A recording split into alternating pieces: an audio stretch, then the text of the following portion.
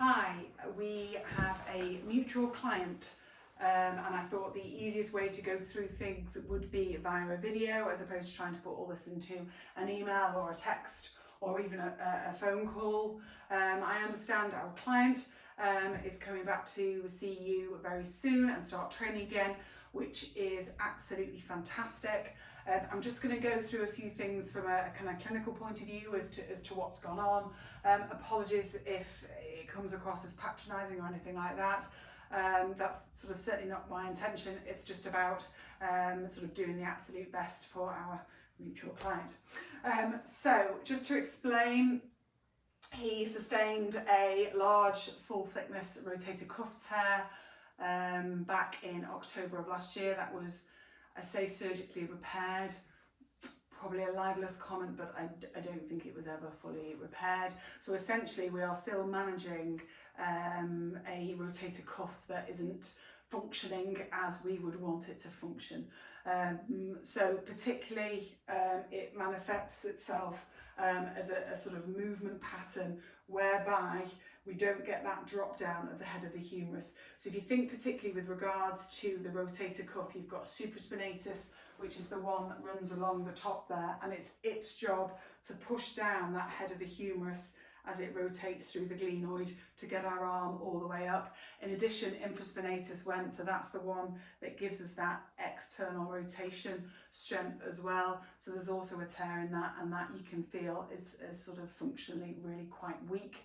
But the main job of the rotator cuff is to really stabilise the head of the humerus in that glenoid as we go to do any kind of shoulder movements. So what you will probably see is a tendency to do that, and if you get him to stand like that, you will see that arm is up here, and that's just that head of the humerus sort of not dropping down.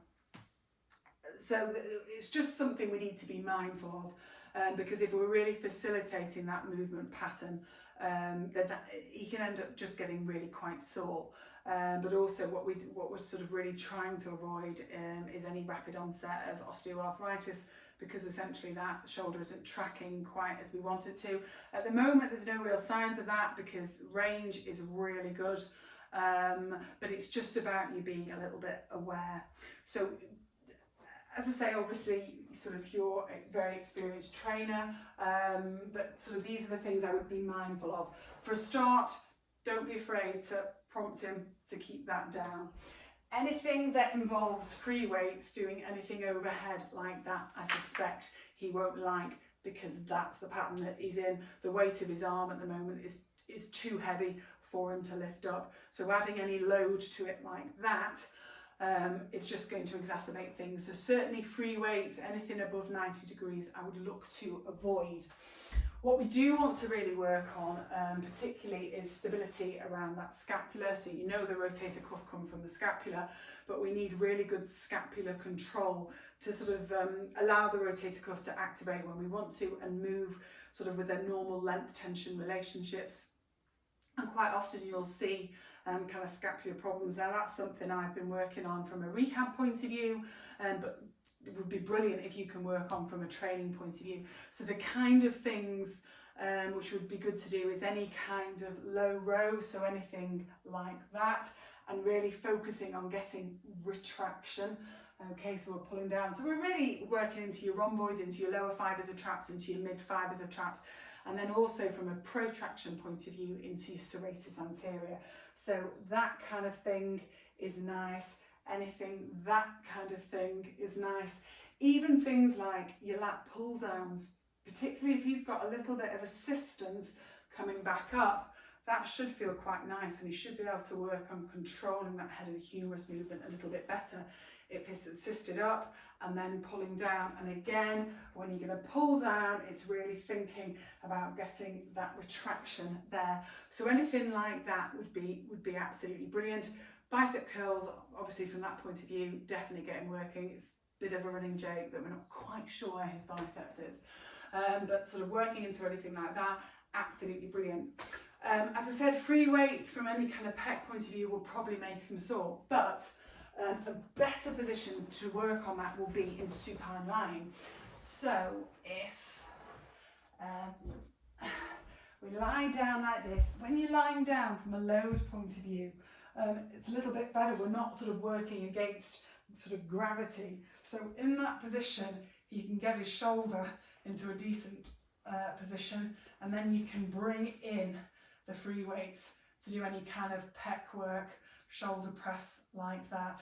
It may well be that you have to facilitate just that little bit of downward pressure so he gets the awareness of where that shoulder should be. The problem is the injury was October, the surgery was January. He's getting very used to that becoming his movement pattern as well. So it's also about trying to break that down. So it may well be you just have to facilitate that, but this position would be a great position for him to work out in from an upper limb weights point of view. Don't be afraid to sort of load him up a little bit as well. I've been working him into press up, and that's absolutely fine. Again, it's that sort of awareness of where he is. Anything too far in front and he'll be uncomfortable. So kind of don't go sort of further up like into Spider-Man press-ups or anything like that. Sort of work in that at sort of 90 degrees. So press-ups, absolutely fine. The other things, and obviously play around wide, narrow, tricep focus, things like that, all absolutely fine. The other thing that would be really good, and I'm thinking particularly about his return to golf and getting that swing back, is to do some work in side plank, which again we have started with.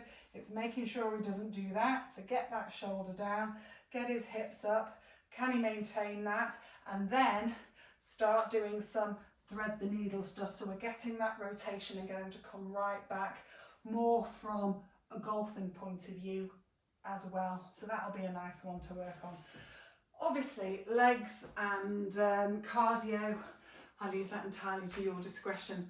Any problems at all, our client can give you my number and I'm more than happy to have a chat.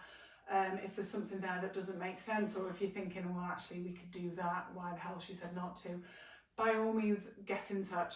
I think it's fantastic he's coming back to start training again, and that sort of he needs it, not just from a physical point of view but also from a mental point of view. We really need to get those endorphins flowing, but also thinking about how he works from a golf point of view and just general conditioning. So as I say, any questions at all, get in touch. Any problems with anything I've said, just let me know and hopefully I'll clarify everything, but hopefully that just gives you a couple of pointers for successful training sessions. Okay, thanks.